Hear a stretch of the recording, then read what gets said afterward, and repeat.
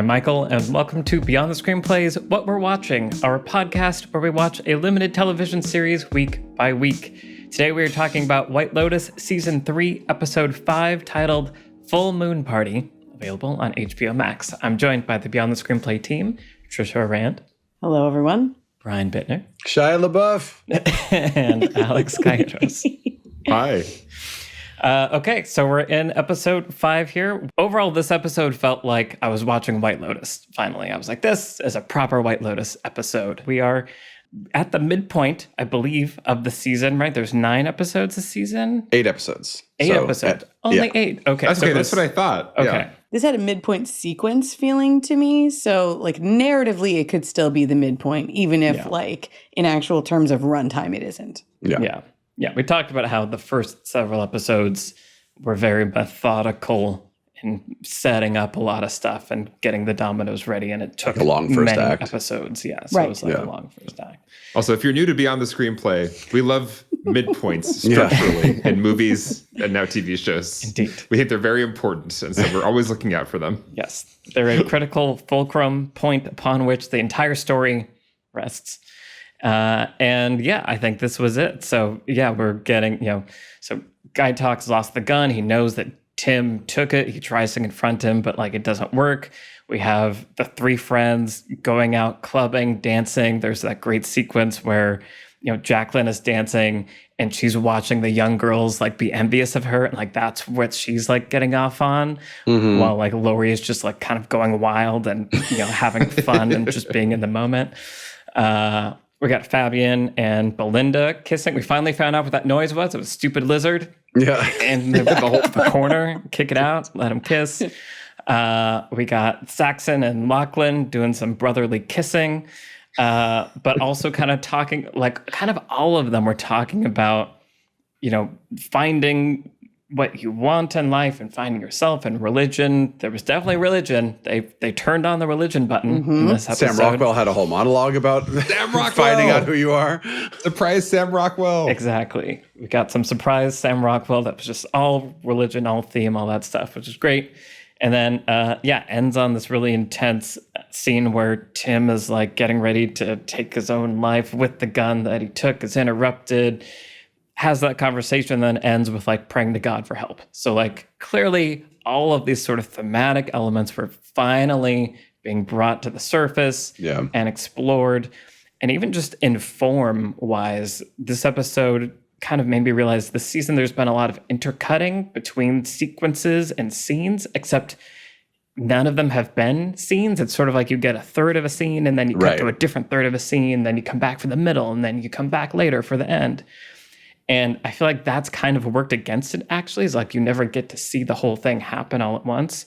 But I think by the midpoint and by the end, for sure, of this episode, the intercutting like made sense. There was thematic conversation happening between all the things we were seeing the partying happen, at the full moon, like revelry and the dancing with, the girls back at the villa with the people in the pool, like the human animals just going crazy with the kind of tribal-esque, like it was all great. It was cool. It was like, all right, here we are, we're doing stuff. So I really enjoyed this episode and it was like, okay, finally, now let's keep going.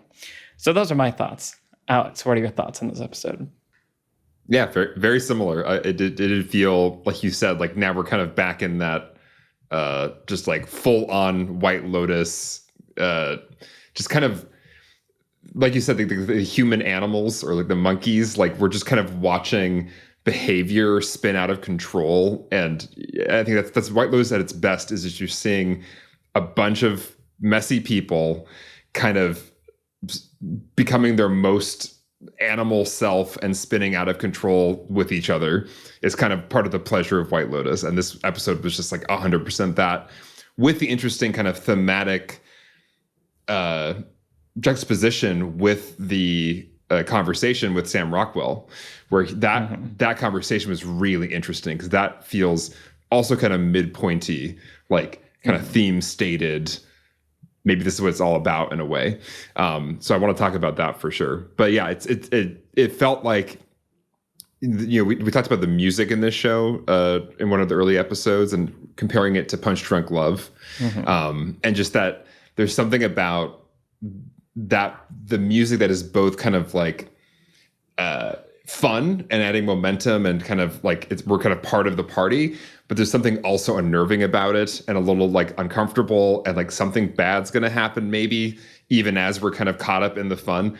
And there's just this is the White Lotus thing, I think, is like we're both partying with these people, and also a sense of dread and something is wrong is always present. And yeah, it's like the Mike White special, and it was on full display in this episode. Yeah, for sure. Brian, what were your thoughts?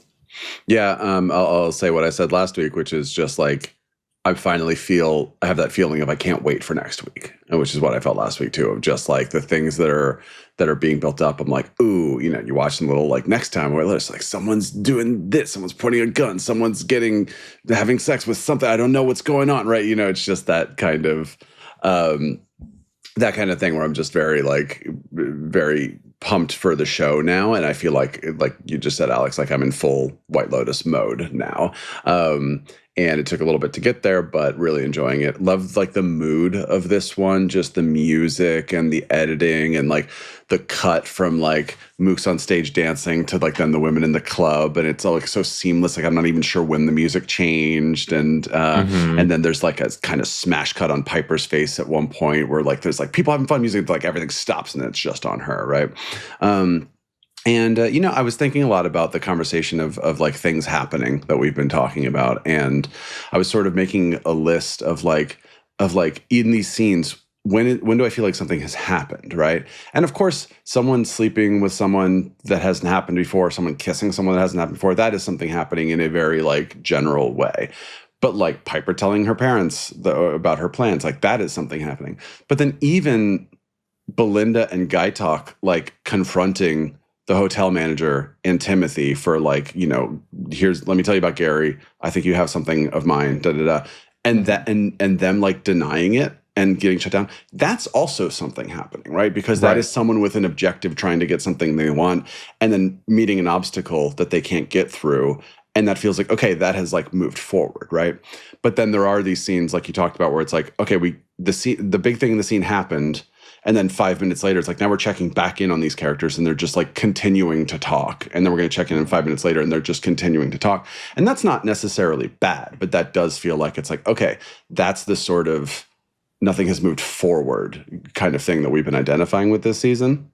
But I feel like in TV, in a 10-hour or 8-hour story, it's like, yeah, you're going to have those scenes. It's just about what is the sort of balance of those scenes versus the things happening scenes, right? And I feel like now the balance feels really good to me for the last 2 episodes, where I feel like I'm fine with those scenes where it's just like, okay, tension is continuing to be built, like this is still, but like we've seen with Timothy, it's like it built to a point that was a real point that actually mattered, that actually meant something, and something was about to change, right? We've seen the changes that have been, the tension has been building up to over so many episodes finally kind of taking shape. And I think that's been really exciting.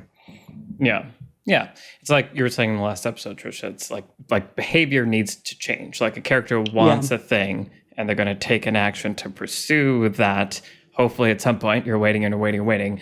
And then they take an action and then it either works or it doesn't, or the world changes, but that then changes the next behavior that they have to do.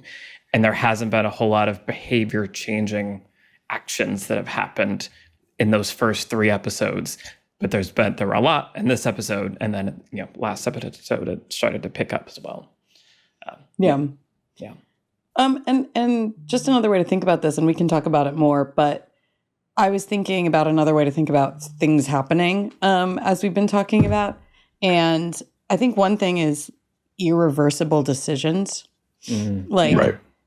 Is this something this character could walk back, right? Because there are these scenes where either the script then, like the writing walks it back, or the character just goes, never mind, I didn't really mean that, right? And so like that was kind of what I was feeling, like a lack of irreversible decisions. I was like, so far, at the end of last episode, I was feeling like all of these people could go home, except for maybe Timothy. all these people could go home essentially the same people that they were before they even got here, and we're 4 episodes in. And that was a really frustrating feeling, right? Like the friend group hadn't deteriorated to a point where these people are not going to be friends anymore, or they're, they can't walk back anything that they've said or anything that they've done. Even at that point, Piper hadn't done anything. Like the brothers hadn't done anything. Like Timothy was like, he probably can't go home. But also, like, he still actually hasn't done anything here in Thailand that he can't walk back, at least not with his family, right? Like there's been nothing actually here on the ground that is a truly irreversible decision. Now, I'm very happy to report that there were some irreversible decisions made here tonight. We are recording this truly minutes after most of us turn the episode off on a Sunday evening. Very hot takes. Yes. Yeah. These takes are piping hot. So yeah, I think that's like, it's been building toward these moments, and I kind of love where it went. And I agree, Alex, like this is the first, because you were mentioning the music. I think it works super well in this episode. I was really feeling it from like the opening few minutes where it's like guy talks hunting for the gun, and like it has a propulsion to it. And then also, and unease too, in this ethereal quality, which this is also the first episode where I felt like the style was really clicking in for me. Where I was really feeling like it's putting me actually in the character's headspace. Whereas like the shallow focus, the long pauses, I'm like, everyone's just eating breakfast. I don't really know why everyone's acting so weird at breakfast. And the style is highlighting for me that like something intensely dramatic is happening. And I'm like, it's kind of not. Like they're doing yoga. I think they're going to be okay. But in this episode, because we are being put into the character's psychology, and because there is so much like partying and like unraveling and, becoming people intentionally getting like out of touch with their regular selves, right? Like they're purposefully pushing themselves into emotional, psychological places that they wouldn't go in their real life. That I felt like the style was really meshing with like the character stories, and same thing with the music. So I was really feeling this. Also, this is the first like night episode, like the whole thing's at night basically, which is just gorgeous to look at. And it also going to other destinations in this episode, right? Like, we're in Bangkok with Rick and Walton Frank. Goggins. Rick, thank you. We're in Sam Rockwell, which I can't wait to talk about. But we're like in Bangkok with them, and then we're like at this big crowded party with the brothers and the models and stuff. And like I think it gives the series not just production value, although that, but also a feeling of scope and like sort of like weight to what's going on. And again, I love, like you've talked before on the podcast, Michael, about party scenes and how interesting they can be, right? Because they're introducing a lot of people in a small space, and they kind of become like a pressure cooker in some ways for character behavior to like the truth, right? Of the character behavior to manifest itself and the facade to be broken down. And they're also just fun to watch. They're fun to make. Like, So this episode, it checked a lot of boxes for me. Yeah. I really love what you identified there, Trisha, about irreversible decisions and about can these people go home right now without having, changed forever. And that's probably, a lot of what we were feeling in those first 4 episodes was they could peace out and it'd be fine. And I think this episode, in every single group, honestly, you can identify with these kind of different like pairings of people. I think in each one of those stories, we can identify an irreversible change. So, with the brothers, there's the just like little too eager kiss happening. You have with the friend group, there's a lot of talk about like Carrie Coon's character. We're trying to get her to hook up with somebody. She's the single one. And then, of course, she goes to bed, kind of scratching her butt, while Michelle Monaghan is actually inviting over, the guy that they're supposedly, trying to get Carrie Coon hooked up with. And then, obviously Piper revealing to her parents the true reason for their whole trip. And then with Walton Goggins in that storyline, nothing irreversible has happened, but there was something interesting about him finally calling Chelsea back. Right. And I don't know, something maybe shifted, or there's a moment of potential reconsideration after that conversation with Sam Rockwell. But then she didn't answer because she is actually finally taking care of herself and having fun herself. So interested to see where that goes, and if there's a consequence to her not picking up the phone this episode. Yeah. That could be irreversible. Right. Yeah. And I also want to say, it's also not just about like they could go home and be fine. It's like, are they going home the same person or not? Right. And that's what a story not like is. Legally, yeah. Right. But yeah. But like a story is about taking characters and changing them, or testing their beliefs and like strengthening their resolves. And I think I found myself kind of siding with Saxon and Kate more this episode. They were a little bit more like the voices of reason, like the Leslie Bibb looking character looking around being like, this is a bad idea. Shouldn't we go to bed? And I'm like, yes, you should. Like, that's smart. A couple episodes ago. Michael, you would be the Leslie Bibb. Yeah, absolutely. The person that is like seeing the animals going crazy and has to keep you don't want to be with the naked Russians in the pool? No, because one of them is going to die.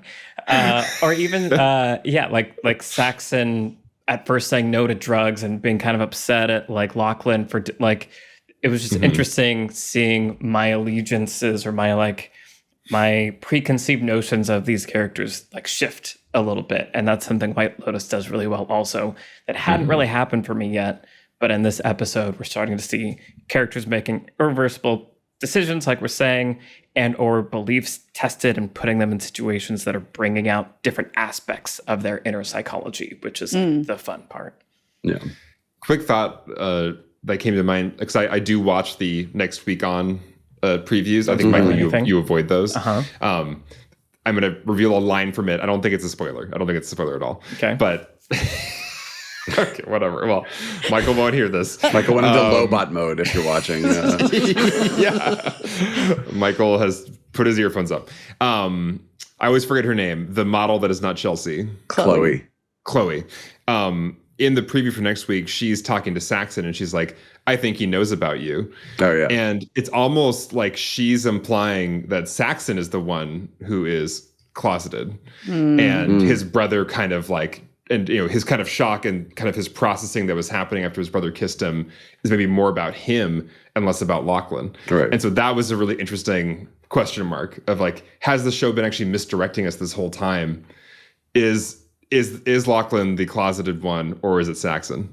Anyway, that is all. I mean, if it is the case that like Saxon has feelings, like that wouldn't shock me. People who are that, like, dudes who are that aggressively, like, sexualizing women all the time and, like, being that sexually explicit, even around their family for, like, no reason and trying to get jacked. It's clearly insecure masculinity there, right? It's just clearly insecurity coming to the surface all the time. So I've always thought that he was the one who was probably gay. Right. Yeah, well, it's brilliant because now I'm saying, in hindsight, kind of duh. Yeah. And actually, Lachlan in hindsight seems more confident in his own skin in a lot of ways. Yeah. Michael, you can join this conversation. Real quick. How do you guys really feel about Michael? Oh, he's back. Okay. I also it's interesting because I'm less interested in their sexual preferences and more about their familial, their brotherly situation, relationship. Yeah. Because even Lachlan asking Piper like whether she's a virgin in episode like 2 or 3, whatever that was, right? Is like there was like something uncomfortable about that, and she felt, you know what I mean? So there's something there where I'm like their sexual preference is like the least interesting thing to me. What's more interesting is like, what the hell's going on here? Yeah. What the incest is going on here. Really quick on that. The first line that Saxon is saying in this episode is he's sort of sharing his like philosophy with Lachlan of like confidence. It's important. Like most people don't know what they want. They just want to be used. They want someone to come in and tell them what to do. And that made me think back to like Saxon's role in his father's company. And it feels like he's a little bit of just like, tell me what to do. Tell me what to, like, I need to do this protein shake. I need to, like, he seems like someone he thinks he's the competent person he's talking about, but there's actually something deeper.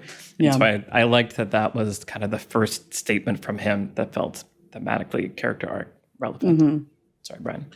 No, I just wanted to say, talking about irreversible changes, I think that's not to get too sort of away from the show, but that's something we talk about in screenwriting is like, especially like act breaks are usually, like in Setting Incident, act breaks, often midpoints, often crisis point is like nothing can ever go back to the way it was, right? And it's something really fascinating. I'm sure I mentioned this before in like our Breaking Bad episode, but it's like when you rewatch Breaking Bad and it's like Walt and Skyler like at a party together with like Elliot and Gretchen, you're like, it's crazy that this was ever a thing that could happen because half a season from now that could never happen. And then another like few episodes from now that could never happen, right?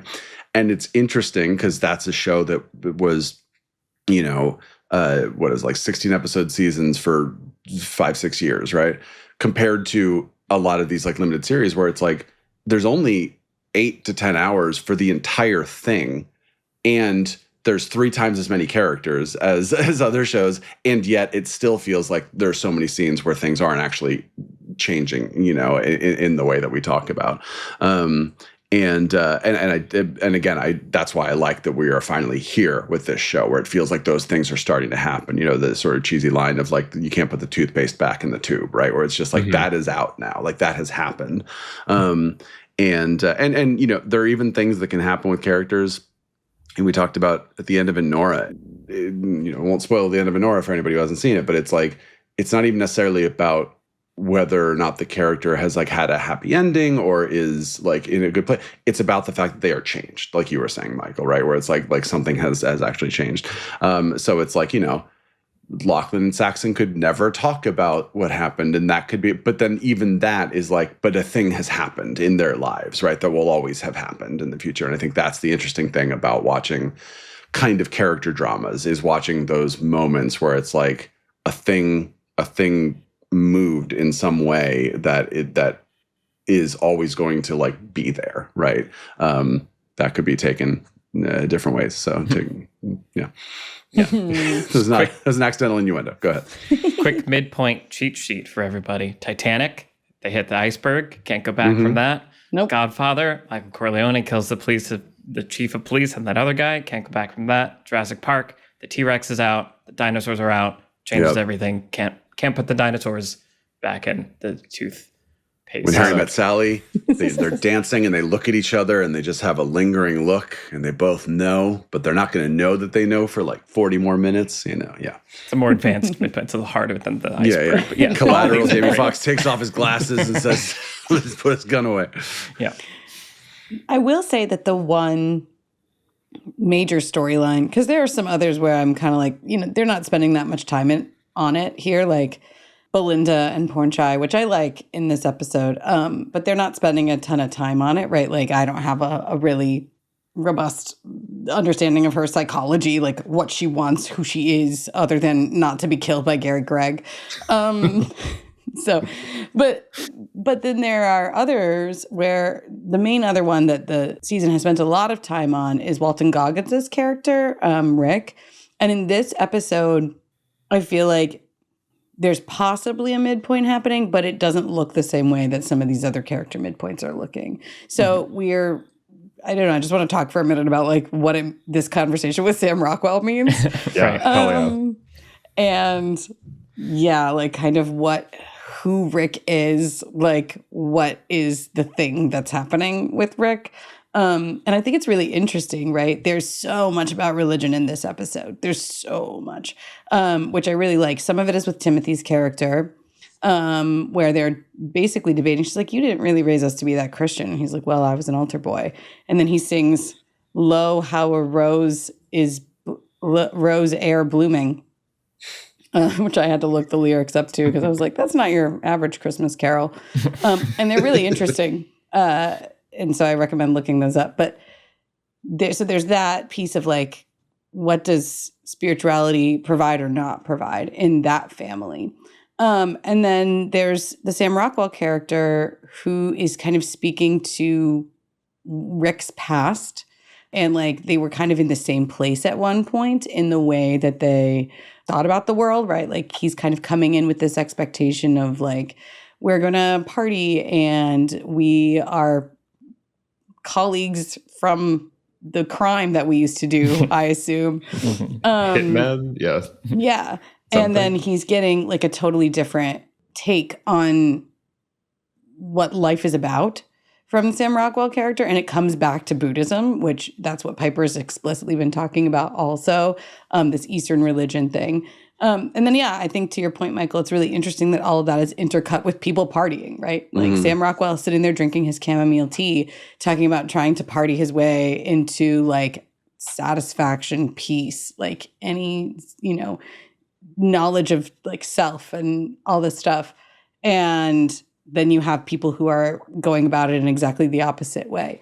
So I think it's really fascinating. I would probably go back and watch that scene again to really parse apart what it all means. I do think when Sam Rockwell walked into this show, I was like, now what are you going to have him say? Yeah. It was some stuff. Yeah.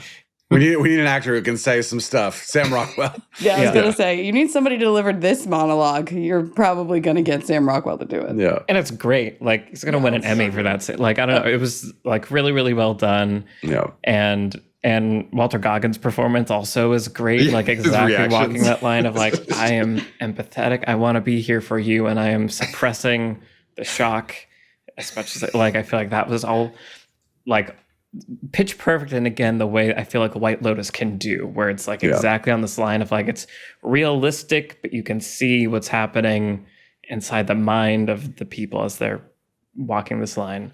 But yeah, it's like Sam Rockwell, Frank ultimately just like explains Buddhism basically in terms of like what we need to know about it for the show, where he says like, all that stuff about spirit versus form, detaching from the self, getting off the never-ending carousel of lust and suffering. And this episode is all about intercutting with people on the carousel of lust and suffering, but also that, like I was saying, that crazy montage of the partying and the pool is bookended by Piper like meditating. And so there's also some people, and she's maybe the most eager to embrace religion or the spiritual side. And so it was interesting to see which characters were participating and not, right? Like the Kate character, the Leslie Bibb character, kind of, again, being a little bit literally above it all, watching them down in the pool. So I thought that was interesting. And that sequence concludes, like you're saying, Brian, with that smash cut to Piper. So I like that this is why it's fun to talk about theme, is because you can introduce an idea, have a great scene that's like funny and entertaining and moving and is giving you context to understand everything else happening around it in a more meaningful way. And yeah, this episode did that excellently. Mm-hmm. Yeah, like another note that I made for myself, which is not a conversation for right now, but it's just like, what is the function of a scene? And it's like, we talk about screenwriting 101. It's like, oh, make sure something has changed at the end of the scene. Like, because this happened, now this is happening, now this is happening, that's happening, right? And in TV, you get a lot more room to kind of hang out and kind of just spend time with characters and da-da-da. But also a scene doesn't have to move the plot forward. It's like, I think it's kind of like at the end of, watch any scene from anything, and then at the end of it, pause and just say, what did that scene do, right? And it could be it moved the plot forward, and often in a movie it is, but it could also be it did a thematic thing. It did, we always use these terms, like it was doing character work, it was doing thematic work, or it was, sometimes it's just entertainment, right? Like an action sequence, a lot of times just like 30 seconds of stuff happened in that 6-minute scene, but I was having a blast the other 5.5 minutes. So like, that's what that scene was doing functionally, was making me have a good time. Right. And I think and I was also saying in like episode 3 or something, I was like, where are the water cooler moments from this season, right? Where you're just like, we only got a week's worth of episode this week. So like, what are the things that we're talking about when we're going online and da-da-da?